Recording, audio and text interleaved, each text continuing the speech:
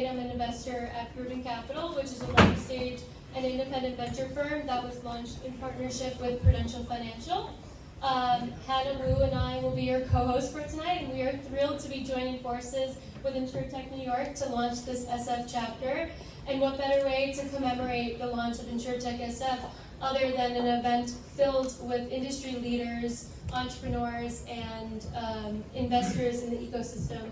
I'm super excited to be joined here today by such an incredible lineup of panelists who you'll be hearing from shortly.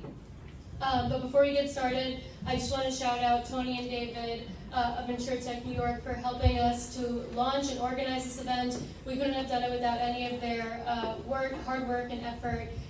Thank you to our speakers, some of whom I know traveled far to be here. We're all really looking forward to hearing your insights on the landscape of embedded insurance. And finally, thank you to our sponsors, King & Spalding, Avanta, TriNet, Proven, I'm missing one, First Republic Bank.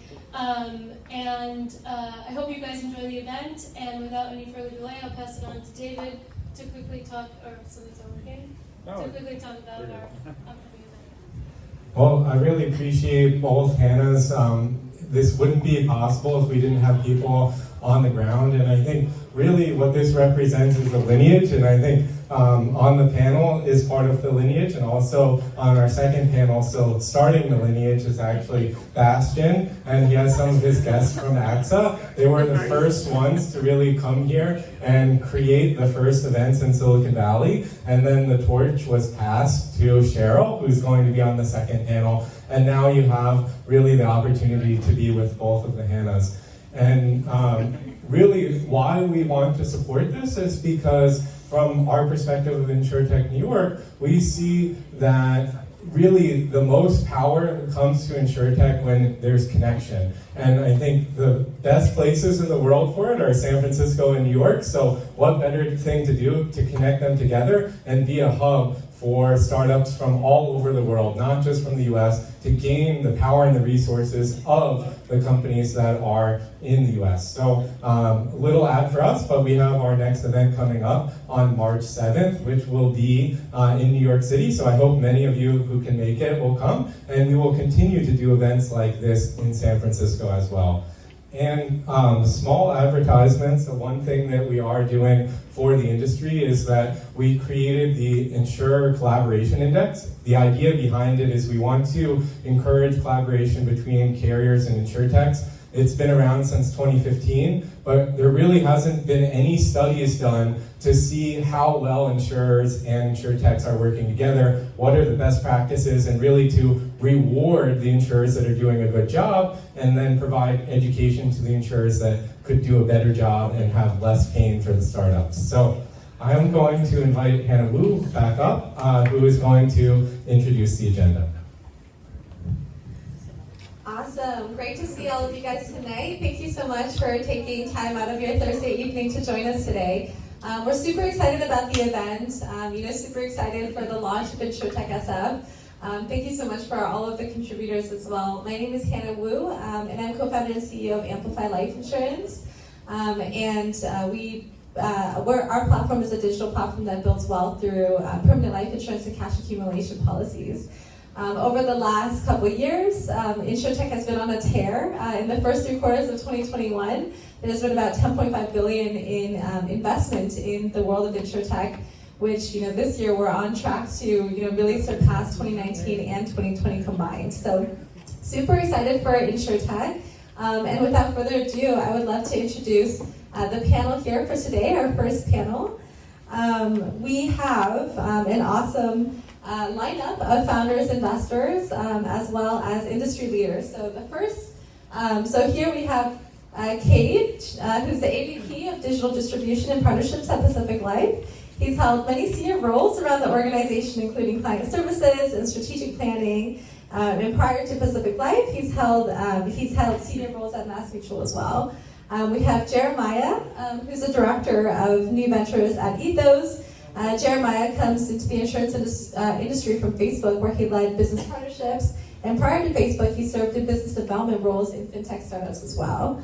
Kelly, all the way from Chicago, thank you so much for joining us tonight, is Vice President, Association and Affinity Strategist and Account Management at Prudential. Kelly also has led divisions and groups in affinity and membership at AIG, as well as ADA. Welcome.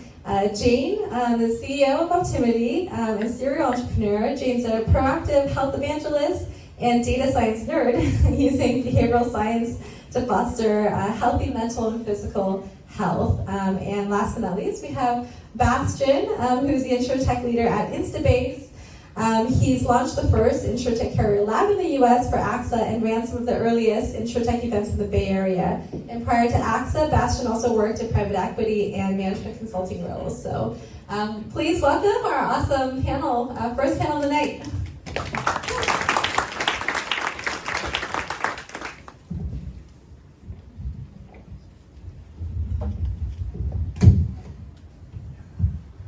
All right, that went well. So, what a turnout today. Fantastic to have you all here tonight. I think it is a complete testament to the ongoing popularity of the Insurtech topic, and specifically within that embedded insurance, which is an incredible hot investment topic. And we're going to have an amazing discussion today with some amazing panel members, so I'm really, really looking forward to that. Now, the first panel today is about 3 different areas. There's life insurance, wealth, and wellness.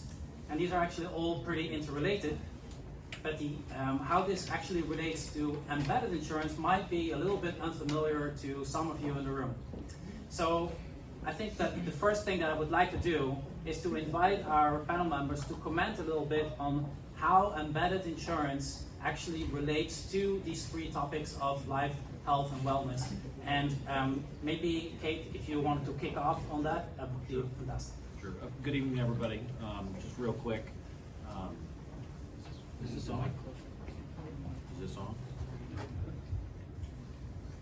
Is this on? Let me start over. Good evening, everybody.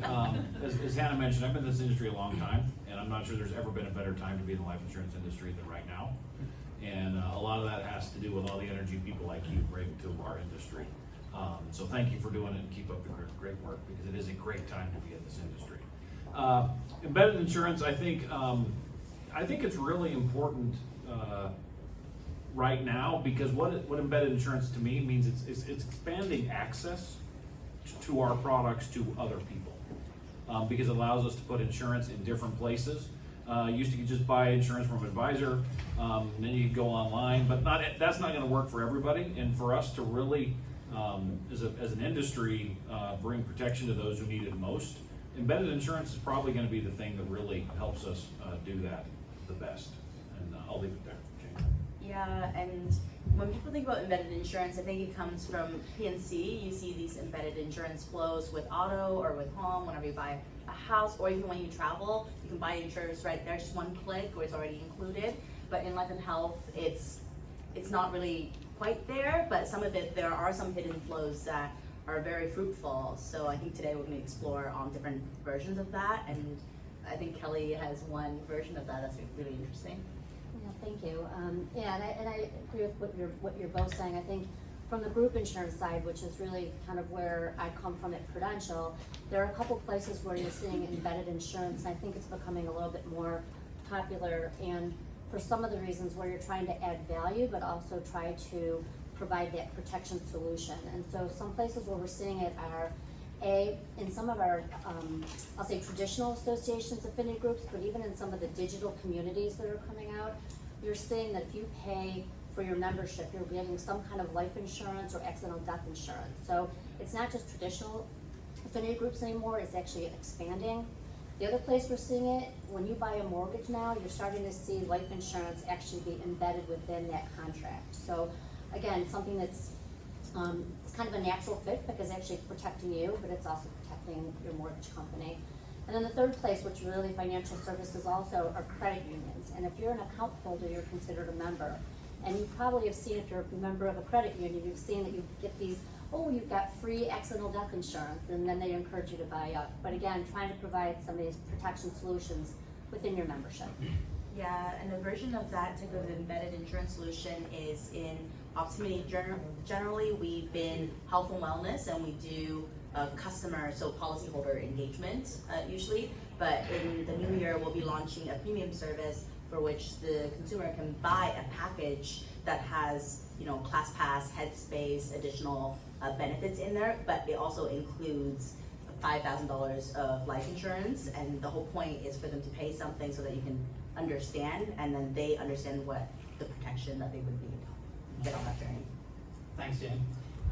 So now all of this sounds really great, and I think that I think that it's very clear, and these are really nice things. But I also want to draw out some contrasts, because we are having on the panel 2 established life insurers, and we have 2 fast-growing technology companies, and I want to draw some contrast to them. So Kelly, maybe could you draw a little bit like life insurance as Prudential is a very intermediated industry. So could you elaborate a little bit like this new concept of embedded, or is it new? How does that withstand with your current agent model? So it's a great question, and I think probably 2 different sides of the coin, right? At Prudential, we actually have an individual life insurance arm, and that really does have that advisor model. And then my side of the business, group insurance, we're really direct to consumer. So we see that embedded kind of product on the group insurance side, because I think it's easier to do. Also, I think it's a little bit more complicated in the advisor model to embed, right? So I don't know that we've solved it quite yet. I think some of the things Jane's talking about are starting to move the needle, and Kate probably has something to talk about from Pacific Life, because it's really an individual focus. But I think right now, a big focus that we have is, trying to meet the customer where they are. And it doesn't matter if it's group insurance or individual. And really trying to find, the right product solution for the right customer at the right time through the right channel. So again, I think we're continuing to see sort of models shift and adapt. And a lot of that has to do, again, with maybe where the customer is at a different part of their life cycle, what those protection needs are. If they have an embedded product, as I talked about earlier, if it's embedded in their membership, or something that you get in a package, do you know you have it? If you have it, is that enough? And so then how do you again blend sort of that advice? So do it yourself versus getting that advice. And again, I think different ages and stages of a customer might determine which way they go. I also think now there's way more opportunity to do it yourself. But then there's the blend of do it yourself and then move to wanting an agent or advisor to really kind of help take you from maybe a simplified solution to a much broader, complicated solution as you grow in your financial needs. Jeremiah, Ethos is a solution that helps to provide a platform to work together with agents and other embedded solutions. I would love to kind of hear your view on what Kelly just said. And So we started out as and we primarily still are a direct-to-consumer business. I think like a lot of other Insurtechs out there, sort of took the stance of we don't need to work through agencies and agents.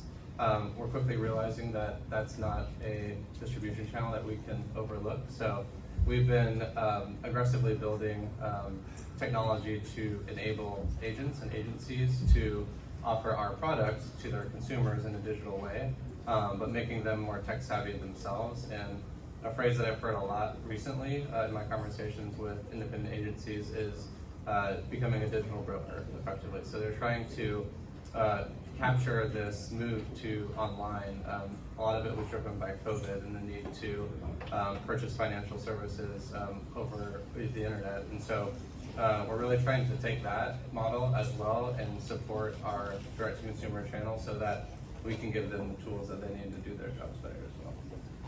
Okay, you're one of the other incumbents on the platform. You want to respond to that? Yeah, I don't really have anything additional to add other than we really believe that advisors aren't going anywhere. And life insurance generally fits well inside of a plan, and advisors are the best ones who can help you put that plan together. And so to Jeremiah's point is how do we work with them to enable them to do that easier and more efficient? That's where we are today. I expect that will evolve a little bit over time about how we engage with them, but that's I agree with everything they're saying right now. Yeah, and I think the difficult thing for life and health is that the opportunity to realize a need comes so kind of rarely, right? It's not even regimented. Even with the advisors, you don't talk to them. Most of them don't do their annual reviews. So it's kind of these like sporadic. It's not really a relationship. When we talk about having a healthy relationship with the end client, the end consumer, and understanding that, and I think that's where embedded really creates these moments, right? So that's why in PNC you travel a lot. That's why, right? It's coupled with it, where we are listening to the data is when people are interested in having. Even when they have a new house, when they buy new things, when they're trying a new regiment. I mean, we're 29 days away from a new year. How many people are looking for new routines and habits they want to do? If you can embed a moment where they can think about their financial needs, I think that's a great place to distribute insurance. And do you, I mean, and this is an open question to any of you on the panel, do you see any differentiation between like different particular customer segments when it comes to engagement with direct and solutions and these types of engagement solutions of you, Jane, and you know on your side for like a Prudential colleague, like how do you see any differentiation between I that? can take that first if you'd like, because I think that's where there's a right policy for the right person at the right price. And I think similar to in Silicon Valley, there was a huge difference when computing power changed and this whole industry changed. I think in the underwriting power is where things are changing. We have these, devices that we can sync, and STEPS is an excellent predictor of mortality. In terms of morbidity, when we ask those questions for assessments and as we're linking to like clinical data, I have a partner here who's specifically working with us on the clinical data part. That's when we can actually bring very personalized underwriting and almost like pre-decisions, if you're not really ready fully to jump into a full quote, to be able to give the right person the right product at the right time. And I know that you have an opinion about that as well. Either way.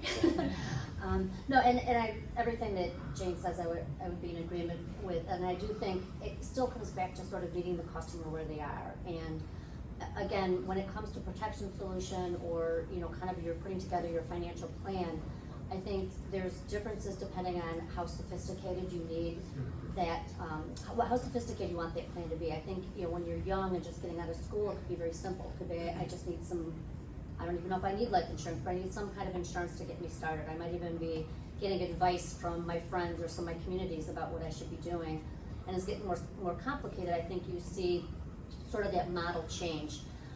I really do think there's sort of three ways that consumers maybe think about, advice and buying insurance. It's kind of do it with me, do it for me, or I'm going to do it myself. And I think a lot of the platforms we have now allow consumers to sort of engage in each one of those ways, and ultimately, again, decide if they want to go from online to offline to talk to an advisor, to just to stay online. I think sometimes that do-it-yourself also converts to wanting to talk to an advisor to just validate what they have. So, kind of to your question, I think there can be different, and I don't think it has to be ages, but it can maybe be more stages and more channel preference, and that can change also. Yeah. And Jeremiah, can you push on that a little bit further? Yeah. Because I love that, see how you see those trends. Yeah, I think there's likely going to be a resurgence in do-it-yourself as millennials and Gen Z become older and in the market for this product. But at Ethos we have 5 products that we offer that we built with our carrier partners, and we really took the approach initially of everything being completely digital. What we realized, especially for our senior population, which is a demographic we try to serve well, is that they often just aren't as comfortable online, no surprises, and so we've had to build an entirely new workflow to allow for phone conversations and things of that nature to really meet them where they're most comfortable. And I think too, there's still a lack of education when it comes to life insurance and a degree of uncomfortableness.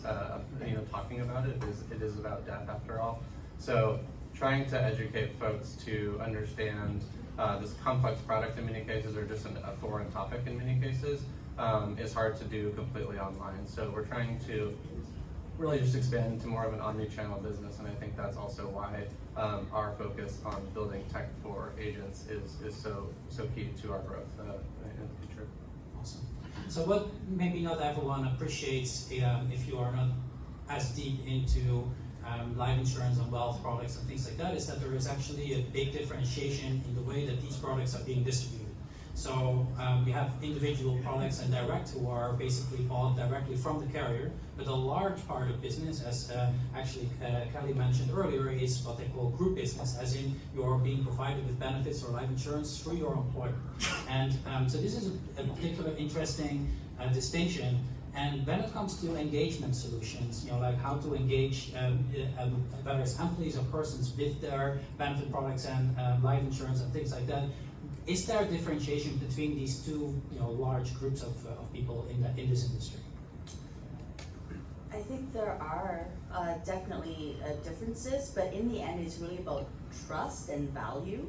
So where it's introduced in the group or employer setting, you see a higher uptake, and there's almost this kind of automatic customer. This embedded thing works really, really well.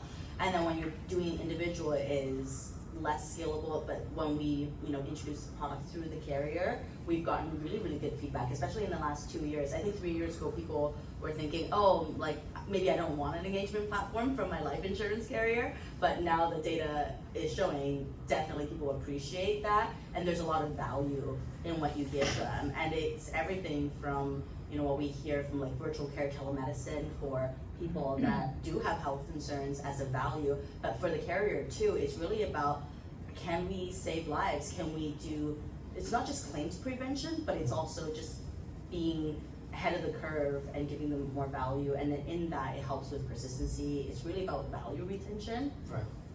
In the mathematical sense too. And Kelly, I see you nodding aggressively, can you add something to that? Because I guess that the embedded nature between these two groups must differ a lot. I mean, in the one case, you might be going with a neobank or what we used to call bank assurance. Whereas, but in a kind of a group case, you would have to, I guess, embed in employee benefit platforms, or can you educate us a little bit about how that works? Absolutely, and again, I agree with everything that Jane said, and I think so. Anybody that works at a company, usually with 50 or more people, you get your life insurance. Sometimes it's 1 or 2 times your salary, and many times it's just expected. I don't even know if folks really understand what they have, and then you have an opportunity just to buy up. So there's sort of what you get at your company, but I also think now there's also been sort of this resurgence as you've seen really folks sort of moving away from larger companies and self-employed and needing benefits in a different way. That's where I think you're really starting to see group insurance coming through from some of these digital buying communities or affinity groups, or looking to your credit union or bank to get some of the protection solutions that you used to get from your employer that you're getting because you now have gone out and started your own company or started your own business. But at the end of the day, trust is huge. I think that's where we see this whole affinity relationship, no matter what your affinity is, whether it's to your employer or if it's to some kind of community that you decided to join, that trust is critical. And it does get to some education too. If you don't understand life insurance, but you're in a community and you've got someone saying, hey, you know what, you need to buy some life insurance. It's really simple. We've taken the friction out of the process, right? Which is really exactly what Jane's talking about. We've made it easy. We found a way to engage you. And then I'd say the third thing on top of that is probably then taking life insurance to be living insurance. And this is where you need to have these continual nudges to help an individual to understand, what is financial wellness, what's physical wellness, what's mental wellness, and how does that all come together, and how can you actually continue to engage to make sure you have the right solutions all the way around.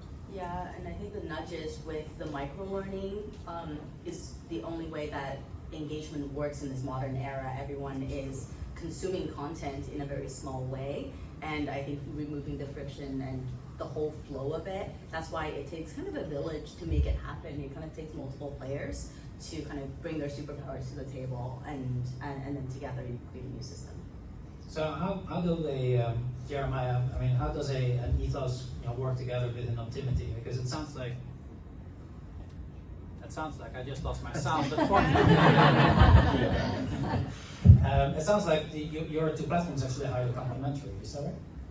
We discovered that recently as well. Yeah, we're trying to, I mean, think about it from a couple of different standpoints, but I think the ability to use big data is one of the things that just really hasn't been available to life insurance historically, and using new forms of data, I think that's where Optimity can be a really strong partner to a lot of the Insurtech specifically, because we can use that data to underwrite in different ways and price in different ways than we haven't been able to. I think there's also, we were talking today about an ability to, life insurance is an odd product in the sense that you really have one touch point with a consumer, and that's sort of it, if things go well. And we are, constantly thinking about retention and consumer engagement beyond the point of sale, and, offering things like Optimity's platform for retention tools and additional value-added services is something that's really top of mind for us. Now, this is going to be a little bit of a precursor to some of the big topics that David was already talking about. But I would love to kind of like hear your view on, as one of the most established life insurers in the country, like how do you work together with platforms like an Optimity and an Ethos, and how do you view that? Well, we don't work with Optimity. That doesn't mean we shouldn't or can't.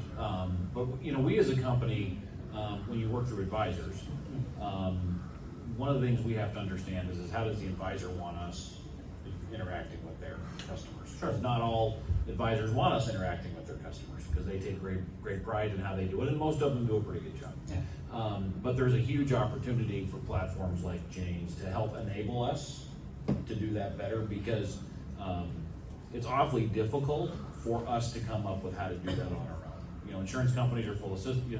I used to say insurance companies are full of actuaries, attorneys, accountants, and administrators, right? And to come up with that creative thinking about how to do new things, you need to work with people like Jane's group, and there's others out there that can help you do that very, very well and very, very efficiently. Yeah, no, I myself worked at AXA. Frequently see carriers actually as the manufacturer of insurance products, right? And you have our great distribution force to help sell it, and then it's the commercial engagement. I think the battery is finished of this one, but then you have the engagement platforms like Jane has, etc. So I think that's a wonderful way of putting it, actually. I want to stay with you just for a second. I mean, and that is mostly related to a big problem that we have across actually this country, which is called the protection gap.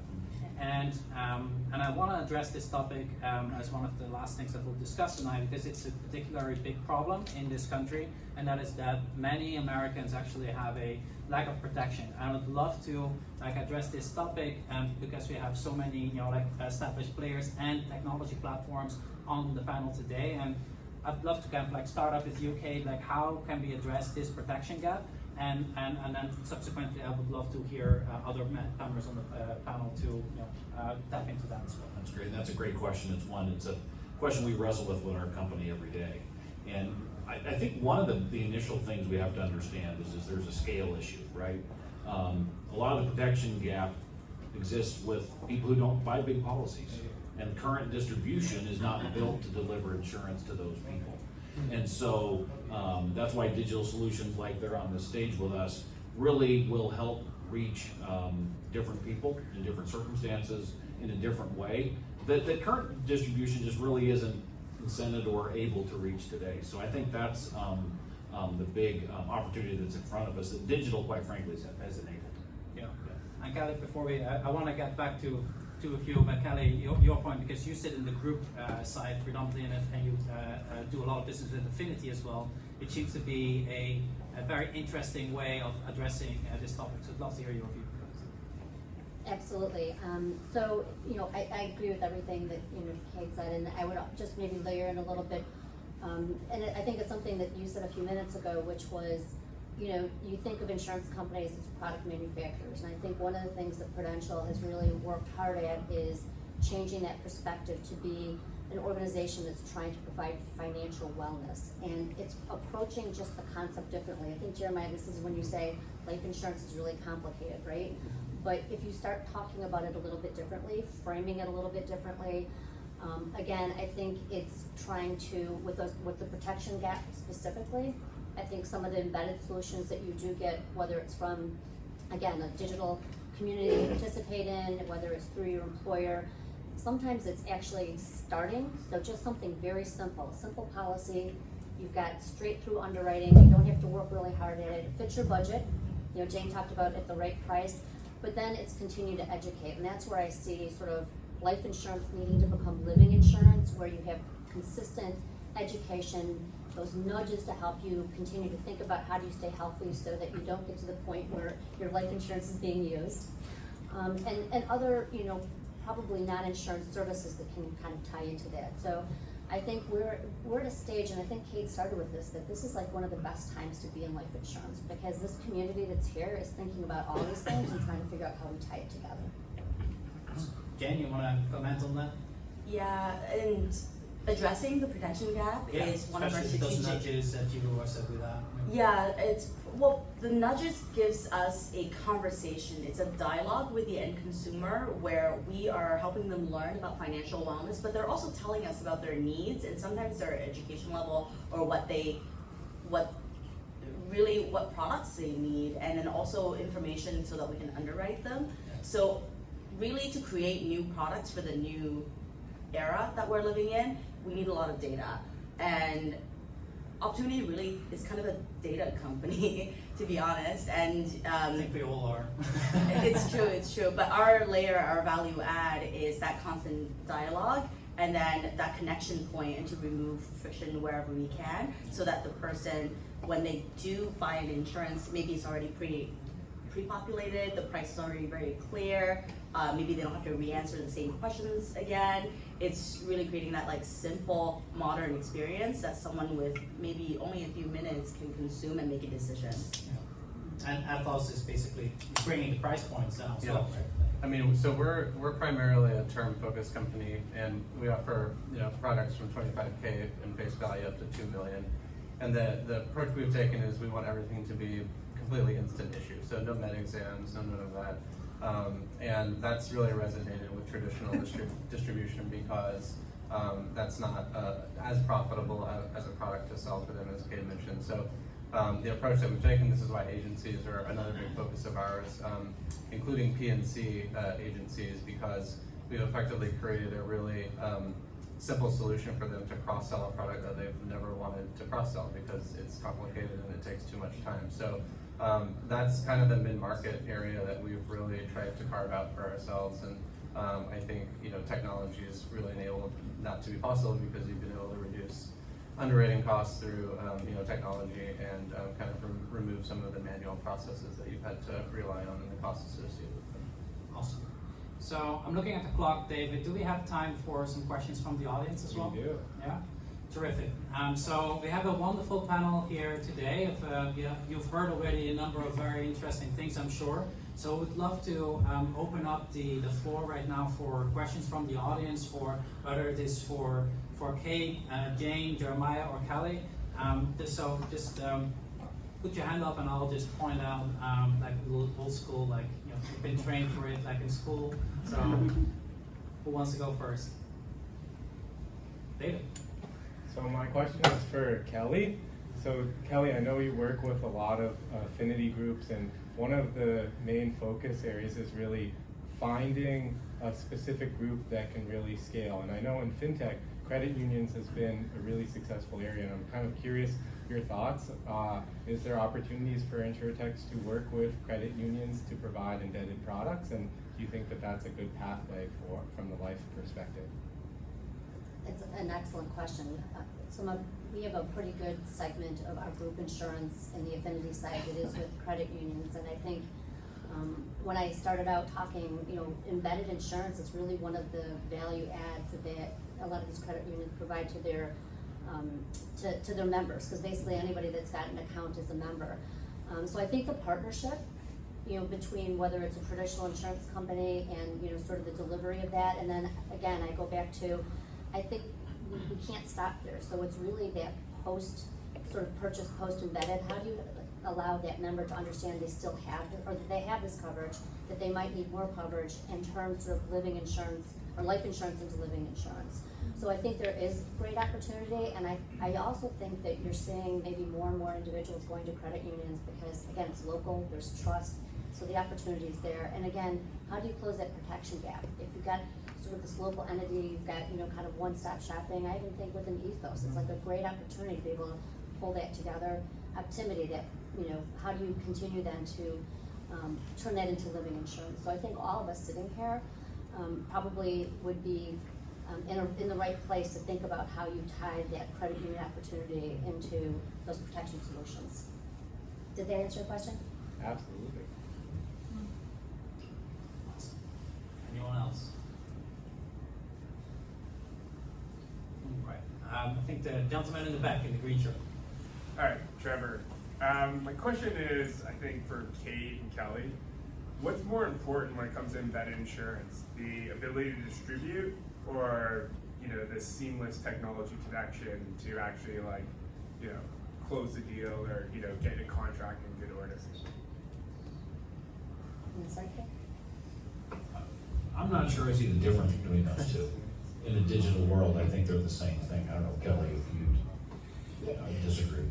Yeah, when you were asking that question, that's where my head was going. It's kind of like they almost are interconnected, except I would say perhaps when it comes to some of these affinity groups, when it's embedded in their membership, it's naturally distributed, right? So then you really default to the follow-up, which is if you want individuals then to buy up, then you need to really take this whole, taking the friction out of the process, making it really easy, trying to find a way to meet the customer where they're at. So I would say, a little bit of both, depending on what kind of customer you're talking about. I guess to add to that, so if I go rent a car at Avis, they don't really need to have a technological process to close that insurance deal.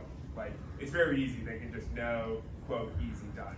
But if you had 200 Avises, how would you connect to all of them and make sure that all works? So the question that I'm really getting to is, there's top agents and there's not so great agents. And you could have a great platform digitally, but if you're a bad agent, you can't sell.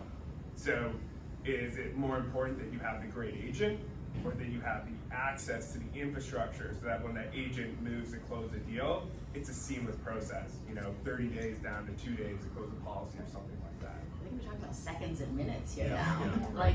yeah. I think a lot of, I don't know, you guys can talk big, but. My view, Trevor, and thank you for standing up and asking the question, is as a carrier, I probably want as few integrations as possible, because I think we all know integrations are not super great, easy.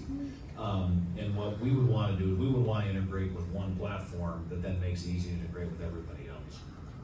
I think that's what we would want. I mean, early in this ball game for this part of our industry, but that's what I would say we want to do, is just integrate with a couple of really sound platforms, and then they can go embedded in various places, and we sit behind the scenes. That's what we want to do. And I guess I wouldn't disagree. I think a lot of the work that we're doing right now is we almost call it like an API hub, where you've got a base platform. You can plug and play a lot of different, I'll say players, because again, in this room, you've got different opportunities that come and go. And so having that base platform that can be that API integrator, also, leading up to hopefully, our vision is that you have some kind of a super app that just makes it very, very easy then, so that you're not feeling like you're connecting to 5 or 6 or 7 different players, but you're kind of getting all of that kind of digested into one easy area. And I was also going to suggest, this is kind of your backyard, right? Yeah, I was gonna say, there's kind of two trains of thought there, right? Because you were including the agent in your example. You can kind of omit the agent entirely through really sophisticated tech integrations. And one of the focuses for us next year is taking our platform and extending it to neobanks and others, where there's just a massive consumer base that's already used to the direct-to-consumer purchase process, and allowing them to just have life insurance through Ethos as another one of those products that they offer. So you don't really need somebody there traditionally selling it in that way. But back to my earlier point, we are aware that there's a large agent distribution presence as well that we are trying to kind of answer your question with. Thank you. Yeah. Awesome. Yeah, also not to talk too much about my own shop, but those types of integrations are also what Insubasis is doing for I think there was one other question back there. Yeah, I saw it too. Oh, hi, my name's Alicia. I just joined the digital Insurtech world a few months ago, and it's really fun from the traditional side. And I think, Jeremiah, you might have touched on it, but it might be more of a question for the carrier side. How are you managing the integrations or the distribution between the traditional distribution and the embedded distribution with the carriers and having to balance their broker base? You want me to say? Okay. So we've built our products with each of our carrier partners, and we've done it purposefully so that they can get access to customers digitally. So we've basically become the digital distribution channel for all of the carriers that we work with. They still have their agents that are out selling their products, but they've reached out to us and partnered with us because we can reach customers digitally in a more efficient way than they've been able to historically. Yeah, my response to that would be, we're pretty segregated. There's the stuff we do today really well that we've been doing for 20 years.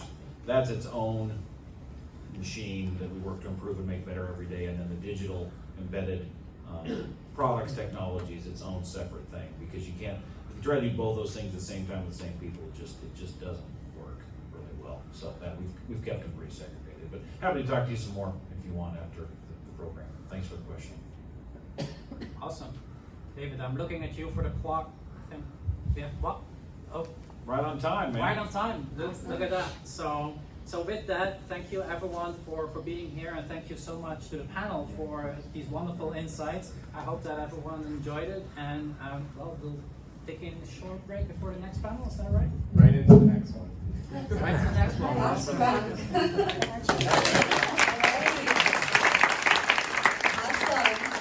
what a group of awesome speakers. So many great nuggets and insights there.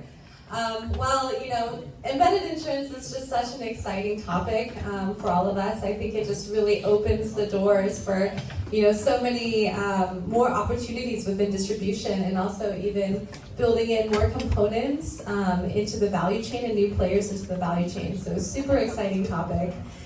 So right into the next panel, we have